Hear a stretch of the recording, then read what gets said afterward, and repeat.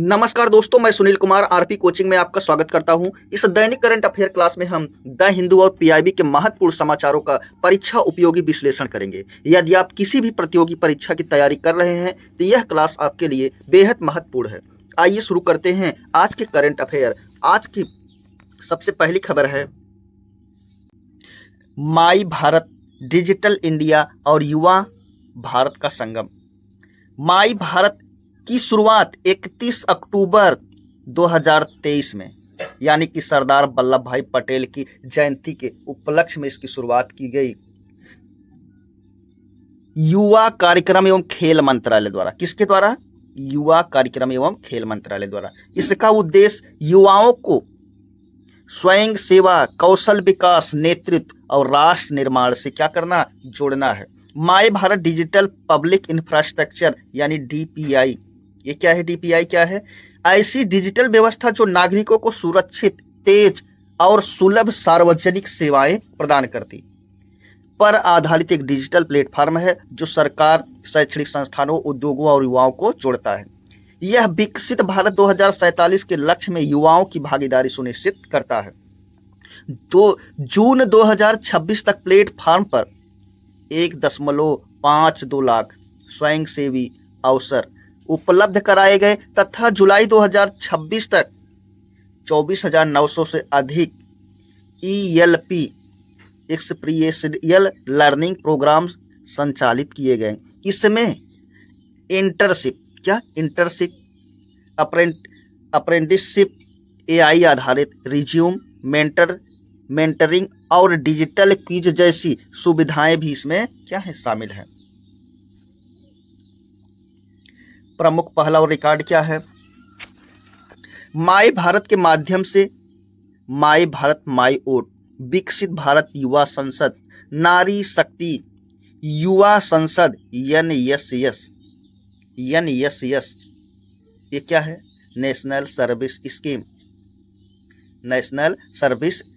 Scheme एक युवा स्वयंसेवी कार्यक्रम जो विद्यार्थियों को सामुदायिक सेवा और राष्ट्र निर्माण से क्या करती है? जोड़ती है। नशा मुक्त भारत अभियान और अंतर्राष्ट्रीय योग दिवस जैसी गतिविधियां संचालित की जाती है। साथ ही 4 जून 2026 को 3,90,812 प्रतिभागियों के साथ ऑनलाइन क्विज में गिनीज वर्ल्ड रिकॉर्ड बनाया। माई भारत 2.0 में AI ओपन API। ये क्या है? ओपन API यह डेवलपर या एप्लीकेशन निर्धारित नियमों के अनुसार उपयोग कर सके ताकि विभिन्न डिजिटल सेवाएं आपस में क्या हो? जुड़ जाएं। यानी कि सभी डिजिटल सेवाओं को आपस में क्या करना? जोड़ना। बहुभाषी तकनीक और डिजिटल क्रेडेंशियल्स का उपयोग किया जा रहा है। इसका लक्ष्य 10 करोड़ से अधिक युवाओं को सशक्त बनाकर भारत को विकसित भारत 2047 के लक्ष्य की ओर अग्रसर करना तथा युवाओं के लिए देश का सबसे बड़ा डिजिटल प्लेटफॉर्म बनाना। अगली खबर है सहकारिता मंत्रालय का 5वां स्थापना दिवस। किसका? सहकारिता मंत्रालय का 5वां स्थापना दिवस 6 जुलाई 2026 को नई दिल्ली के भारत मंडपम में सहकारिता मंत्रालय का 5वां स्थापना दिवस मनाया गया। कार्यक्रम में कौन थे? केंद्रीय गृह एवं सहकारिता मंत्री। कौन है? अमित शाह जी। विभिन्न सहकारी पहलों का शुभारंभ और शिलान्यास करेंगे। मतलब 6 जुलाई को। विश्व की सबसे बड़ी अन्न भंडार योजना। इस योजना के तहत 232 अन्न भंडारण गोदामों से जुड़े कार्य किए जाएंगे, जिसमें 135 गोदामों का हस्तांतरण और 85 का लोकार्पण और 47 का शिलान्यास शामिल है। इसका उद्देश्य कृषि भंडारण क्षमता को बढ़ाना। क्या करना? बढ़ाना है ना। जैसे हम खेती करेंगे, जो भी अनाज का उत्पादन होगा, उस सबसे बड़ी इसमें चुनौती क्या होती है? भंडारण की। उस अनाज को सुरक्षित बनाकर रखना। इसलिए ये बातें, एक कार्यक्रम चलाया जा रहा है। समारोह में NCD 3.0 यह क्या है? नेशनल कोऑपरेटिव डेटाबेस देश की सहकारी समितियों का एकीकृत डिजिटल डेटाबेस जो उनके पंजीकरण कार्यों और सेवाओं की जानकारी एक ही मंच पर उपलब्ध कराए। Geo tag mobile app NDDB ये क्या है? National data development board. ये देश में दूध उत्पादन, डेयरी विकास, सहकारी दुग्ध आंदोलन को बढ़ावा देने वाली शीर्ष ये क्या है? संस्था है। ये दूध आपूर्ति समीक्षा डैशबोर्ड, सहकार CBS कोर बैंकिंग प्लेटफॉर्म और सहकार सहयोगी AI आधारित प्लेटफॉर्म का शुभारंभ किया जाएगा। साथ ही 50,000 PACS electronic primary agricultural credit society, यह विकसित डिजिटल प्रणाली जिसमें सहकारी बैंकिंग और सदस्य सेवाएं ऑनलाइन एवं अधिक पारदर्शी बनाती हैं। अमूल और NCCF द्वारा सरकार वन परियोजना का भूमि पूजन, इसका क्या किया गया? भूमि पूजन। BBSSL भारतीय बीज सहकारी समिति लिमिटेड उच्च गुणवत्ता वाले बीजों का उत्पादन और प्रसंस्करण और वितरण को बढ़ावा देने के लिए स्थापित राष्ट्रीय क्या है? एक संस्था है। कि टिश्यू कल्चर सुविधाओं का शुभारंभ cooperative milk production organisation multi state limited तथा गोमय सहकारी समितियां मल्टी स्टेट लिमिटेड का उद्घाटन किया जाएगा। BBSSL और ICAR के बीज प्रणालियों को सुदृढ़ करने हेतु समझौता ज्ञापन MOU पर हस्ताक्षर किए जाएंगे तथा डेयरी सहकारी समितियों के लिए आदर्श उपविधियां जारी की जाएगी। यह पहल सहकार से समृद्धि और विकसित एवं आत्मनिर्भर भारत के लक्ष्य को मजबूत करने की दिशा में महत्वपूर्ण कदम है। आज की अगली खबर है भारतीय नौसेना के जहाजों का सिंगापुर दौरा, सिंगापुर का सफल बंदरगाह दौरा। भारतीय नौसेना के INS उदयगिरी, INS शक्ति और INS कवरत्ती ने रियर एडमिरल आलोक आनंद के नेतृत्व में सिंगापुर के कौन सा चांगी नौसेना अड्डे का सफल 3 दिवसीय दौरा किया। ईस्ट एक्ट इसका उद्देश्य क्या है? उद्देश्य इसका है दक्षिण पूर्वी एशियाई देशों के साथ आर्थिक, सामरिक और सांस्कृतिक संबंधों को क्या करना? मजबूत करना। आसियान क्या है? एक 10 देशों का क्षेत्रीय संगठन है जो राजनीतिक और सामाजिक सहयोग को क्या करता है? बढ़ावा देता है।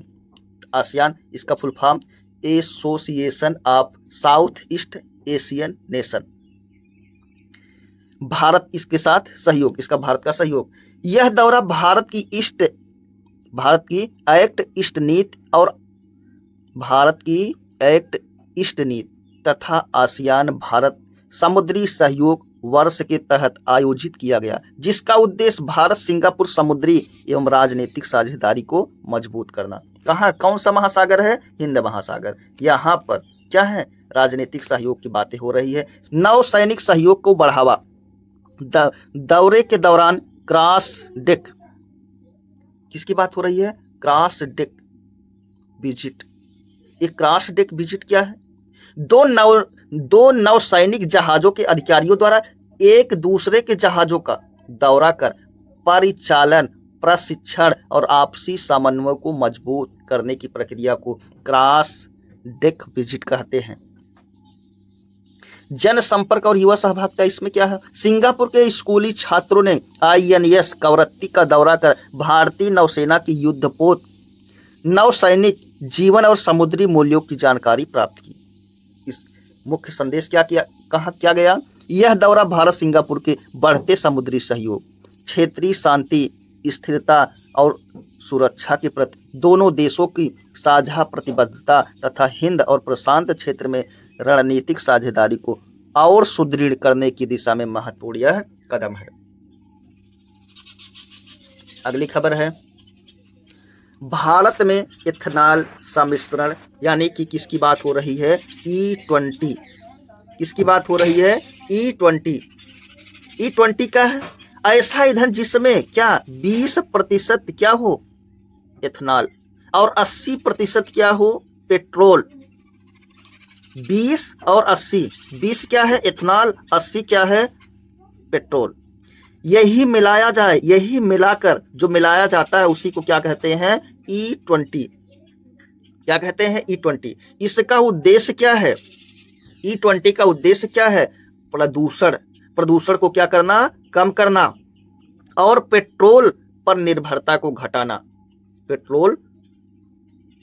पेट्रोल पर क्या है निर्भरता को घटाना, क्योंकि खाड़ी देशों में क्या चल रहा है, युद्ध चल रहा है, जिससे आयात मतलब विदेशों से पेट्रोल आने में समस्या है।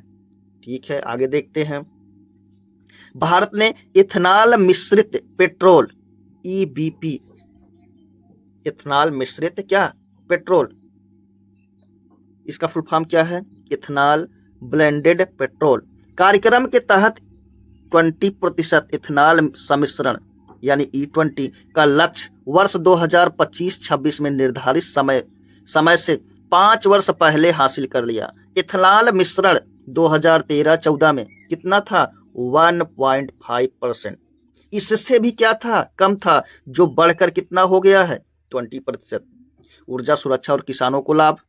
E20 कार्यक्रम का उद्देश्य कच्चे तेल के आयात पर निर्भरता को कम करना। जब यहाँ पर हम मिलाएंगे इथेनॉल तो आयात हमें क्या करना पड़ेगा कम, किसको पेट्रोलियम को। विदेशी मुद्रा किससे क्या होगी बचत, जब हम आयात कम करेंगे तो विदेशी मुद्रा हमें कम खर्चा कर देना पड़ेगा।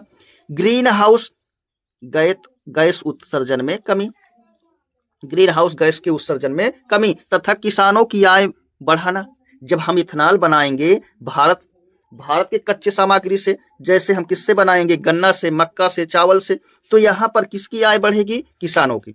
वर्ष 2014-15 में, वर्ष 2014-15 से 1.90 रुपया लाख करोड़ से अधिक विदेशी मुद्रा की बचत और 1.60 लाख करोड़ से अधिक अतिरिक्त किसान आय प्राप्त हुई। किसानों की इतनी आय बढ़ी और इतना पैसा क्या हुआ, इतना पैसा बचा, यानी विदेशों में इतना पैसा नहीं गया, इतना करोड़। इथेनॉल उत्पादन में बढ़ी वृद्धि। इथेनॉल खरीद 2013-14 के लगभग 38 करोड़ लीटर से बढ़कर 2025-26 में 1200 करोड़ लीटर लगभग से अधिक हो गई है। वहीं उत्पादन क्षमता 2014 के 421 करोड़ लीटर से बढ़कर 2026 में कितना हो गया है 2000 crore litre.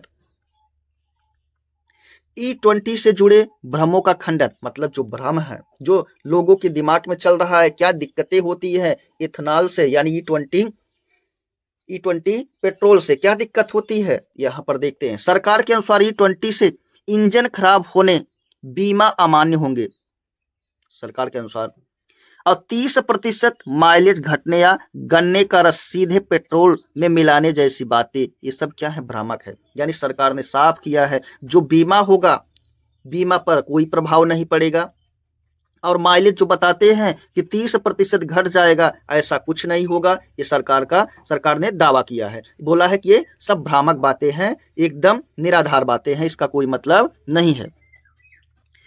SIAM society of India automobile manufacturer, Bharat के ऑटोमोबाइल निर्माताओं का प्रमुख उद्योग संगठन जो वाहन उद्योग के विकास और नीतिगत सहयोग को बढ़ावा देता है। ये ARAI automatic research association of India, IOCL Indian oil corporation limited के परीक्षणों में E20 को सुरक्षित और मानकों के अनुरूप पाया गया। ये सब क्या किए, जांच किए, परीक्षण किए, इसमें क्या पाया गया, जो मानक है उन मानकों को ये क्या कर रहा है पूरा, कौन E20 पेट्रोल, E20 ईंधन। भारत का इथेनॉल मिश्रण पेट्रोल EBP कार्यक्रम ऊर्जा सुरक्षा, पर्यावरण संरक्षण, किसानों की आय में वृद्धि और आत्मनिर्भर भारत की दिशा में महत्वपूर्ण पहल है। अमेरिका, ब्राजील, जापान, कनाडा और कई यूरोपीय देश भी इथेनॉल सम्मिश्रण को अपनी स्वच्छ ईंधन रणनीति का हिस्सा बना चुके हैं। यानी भारत ही नहीं, यूरोपीय देश भी इसमें शामिल है, जापान भी इसमें शामिल है, कनाडा भी शामिल है, ब्राजील और यूएसए भी इसमें शामिल है। किसमें? E20 ईंधन बनाने में। आज की अगली खबर है ब्रिक्स मादक पदार्थ निरोधक एजेंसियों की बैठक कब? 2026 में। यहां पर देखते हैं क्या है, जो ब्रिक्स है इसमें इसकी स्थापना कब हुई थी? किसकी स्थापना? ब्रिक्स की। तो याद रखना 2009 में स्थापना। क्या? इसकी पहली बैठक हुई थी। इसकी क्या हुई थी? पहली बैठक। कहाँ हुई थी? रूस के एकातेरिनबर्ग, यहां पर इसकी पहली बैठक हुई थी। और याद रखना उस समय जब पहली बैठक हुई थी उस समय सिर्फ कौन कौन से देश थे? ब्राजील था, रूस था, इंडिया था और चाइना था। यानी सिर्फ कितने देश थे? 4। उसके बाद 2011 में, कब? 2011 में एक देश और शामिल हो गया। जब इसकी कौन सी बैठक थी? तीसरी। तो एक देश और शामिल हो गया, इसमें यस जुड़ गया, यानी कि साउथ अफ्रीका इसमें जुड़ गया। ये बात याद रखना। साउथ अफ्रीका कहाँ की बैठक में जुड़ा था? तीसरी बैठक थी। कहाँ पर? चीन में। कौन सा सन था? 2011 में। तो क्या हो गया? तो ब्रिक्स हो गया। ये बातें याद रखना। तो कितने देश हो गए? हमको याद हो गया, ब्राजील, रूस, इंडिया, चाइना और साउथ अफ्रीका। लेकिन 2024 और 25 में इसमें कुछ देशों को और सदस्य बनाया गया। जैसे इसमें किसको? मिस्र को। किसको? मिस्र और Ethiopia, Iran, UAE, United Arab अमीरात, इसको भी यहाँ पर इसका सदस्य बना लिया गया। तो याद रखना हमको 5-4 कितने हो गए? 9। 5-4 9 देश इसके क्या है? सदस्य हैं। आगे देखते हैं। भारत अपनी ब्रिक्स अध्यक्षता के तहत 6 से 7 जुलाई 2026 को कहां पर? गुवाहाटी कहां पर है? असम में ब्रिक्स देशों की मादक पदार्थ निरोधक एजेंसियों के प्रमुख, यहां पर क्या है? जो यहाँ के ब्रिक्स देश हैं, यहाँ पर मादक पदार्थ के निरोधक एजेंसियां हैं, उनके प्रमुखों की बैठक आयोजित करेगा। कब? 6 से 7 जुलाई। इसका आयोजन narcotics control bureau NCB, narcotics control bureau, गृह मंत्रालय द्वारा किया जाएगा। बैठक का उद्देश्य क्या है? बैठक का उद्देश्य मादक पदार्थ तस्करी, यानी अवैध रूप से आयात निर्यात, सिंथेटिक ड्रग्स, किसकी बात हो रही है? Synthetic drugs. सिंथेटिक ड्रग्स क्या होता है? यह रासायनिक पदार्थों से प्रयोगशाला में कृत्रिम रूप से, मतलब आर्टिफिशियल ढंग से बनाए जाने वाले नशीली दवाएं, जिन्हें सिंथेटिक क्या कहते हैं? ड्रग्स कहते हैं। New psycho active substance NPS, ये क्या है? ऐसे नए रासायनिक पदार्थ जो मस्तिष्क और व्यवहार को प्रभावित करते हैं तथा नशीले पदार्थों की तरह ये प्रभाव पैदा करते हैं। किसको बात याद हो गया? डार्कनेट तस्करी और क्रिप्टो करेंसी आधारित वित्तीय लेन देन जैसी उभरती चुनौतियों से निपटने हेतु ब्रिक्स देशों के बीच ऑपरेशनल सहयोग, खुफिया जानकारी के आदान प्रदान और क्षमता निर्माण को मजबूत करना है। इसकी 3 प्रमुख क्या है? प्राथमिकताएं बैठक में। सिंथेटिक ड्रग्स और प्रीकर्सर रसायनों के दुरुपयोग की रोकथाम, खुफिया जानकारी साझा करने और ऑपरेशनल समन्वय को मजबूत करना, क्षमता निर्माण और संस्थागत सहयोग पर चर्चा होगी। क्या होगी? चर्चा होने की यहाँ पर बात है। भारत की प्रमुख पहल। भारत ने हाल ही में मादक पदार्थ नियंत्रण पर विजन डॉक्यूमेंट 2026 से 29 जारी किया। साथ ही भारत गुप्त प्रयोगशालाओं एनपीएस, प्रीकर्सर रसायनों की निगरानी, संयुक्त प्रशिक्षण तथा विशेषज्ञों के आदान प्रदान पर ब्रिक्स सहयोग को बढ़ावा देगा। मुख्य संदेश। यह बैठक ब्रिक्स देशों के बीच मादक पदार्थ नियंत्रण में सहयोग को नई दिशा देगी। बैठक का समापन संयुक्त घोषणा पत्र के साथ होगा। 2026 में भारत की ब्रिक्स अध्यक्षता की थीम है। 2026 की जो ब्रिक्स की अध्यक्षता कर रहा है कौन? यहाँ पर भारत। उसकी थीम क्या है? उसकी थीम है building for residential innovation, cooperation and sustainability. यानी हिंदी लचीलापन, नवाचार, सहयोग और स्थिरता के लिए निर्माण।